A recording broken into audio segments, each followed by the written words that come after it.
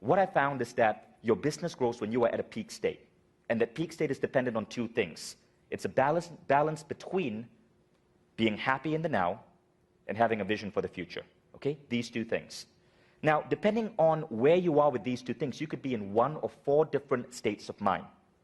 Now, the first state of mind is a negative spiral. You are completely unhappy right now, and you have no vision of what you want your future to be.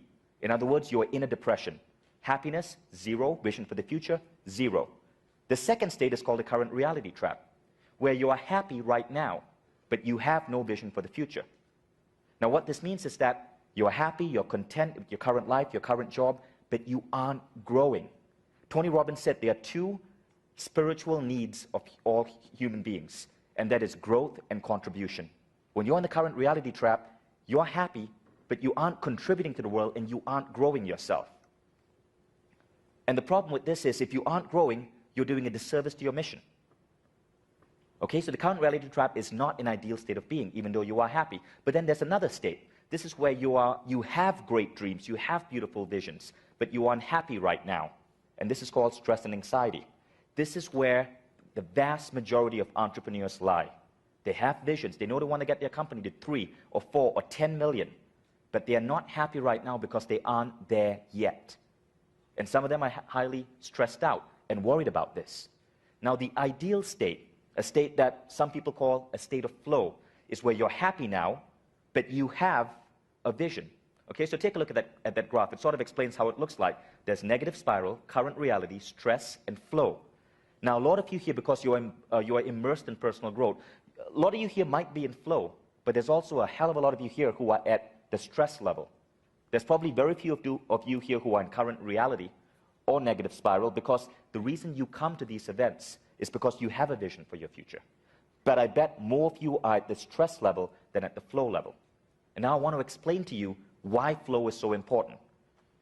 Okay, so really, 2 ingredients. You've got to be happy right now, and you've got to have a vision for your future, a glorious, amazing vision. See, there's this concept called the paradox of intention. And it says this: you must have goals, but your happiness cannot be tied to these goals. In other words, you must be happy with the journey. You must be happy before you hit these goals, before you attain them. Now, when you're in this level, amazing things start happening in your life. You find that all manner of coincidences start emerging. Barriers that you are facing, glass ceilings, disappear. Things seem to move smoothly. Things seem to move almost magically. The right business partners, opportunities, people come into your life. We don't really understand why it works. Some people say it's neurological. Some people say it's the law of attraction. But I found that when I'm in this state of mind, magic happens in my life. Now, there's a recent book out by a guy called Marshall Goldsmith. It's called Mojo. And this is how Marshall Goldsmith described flow. Now, he calls it mojo, but he says it's a more elusive sense of personal advancement through the world. You're moving forward, making progress, achieving goals, clearing hurdles, passing the competition, and doing so with increasing ease. What you are doing matters, and you enjoy doing it. Sports people call it being in the zone. Others describe it under the umbrella term flow. This is what I want to teach you how to get at. Because to me, this state of mind is the single biggest secret to entrepreneurial success. Now, let's remember the movie The Secret? Lisa Nichols was in it. In The Secret, they have a formula for law of attraction. They call it thoughts plus emotion equal attraction. Now, let's break this down, right? Thoughts. These are your visions of the future. It's your thoughts of what you want in your life. Emotions, this is your feeling right now.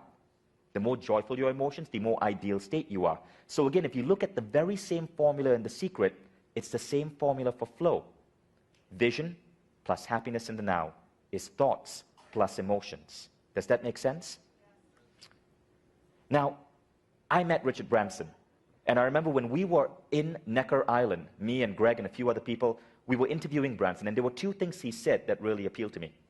One, he was asked, how are you able to run 300 different companies? And he said, well, you know, what I do is every morning I get up and I have a list. I start making lists of things I want to accomplish. Now, if you've actually seen read Branson's book, Business Laid Bare, in the front flap, there's an example of one of his lists. But it's not like our list. It's not like pick up milk on the way home. It's like find a way to make space travel affordable. Buy a new paradise island. Make $25 million in the mobile phone industry. It's a crazy list, but think about what Branson is doing.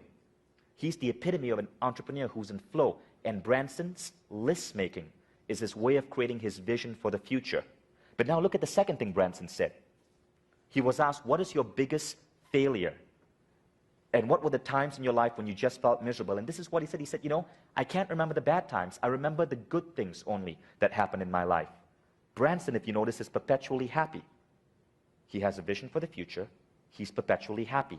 That is the formula for flow. Now, it's not just Branson who said that. A lot of other entrepreneurs, amazing entrepreneurs, have made such claims. Take a look at the following quote. It's actually a poem. I was early taught to work as well as play. My life has been one long happy holiday, full of work, full of play. I dropped the worry on the way, and God was good to me every day. What does it sound this guy is talking about?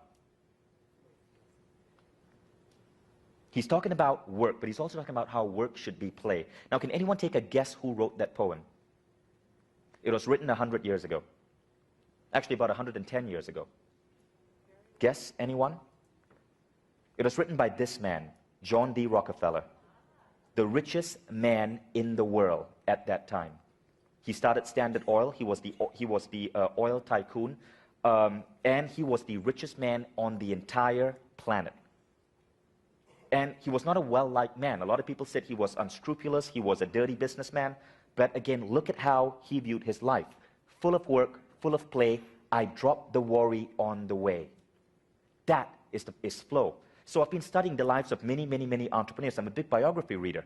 And I find that the same pattern emerges over and over and over again. And so when I wanted to grow my business, I did not dive into marketing books or strategy books. I left that up to my operations guy, my marketing people. I dove into books on personal growth because I realized that it's my mindset that's going to move my business forward.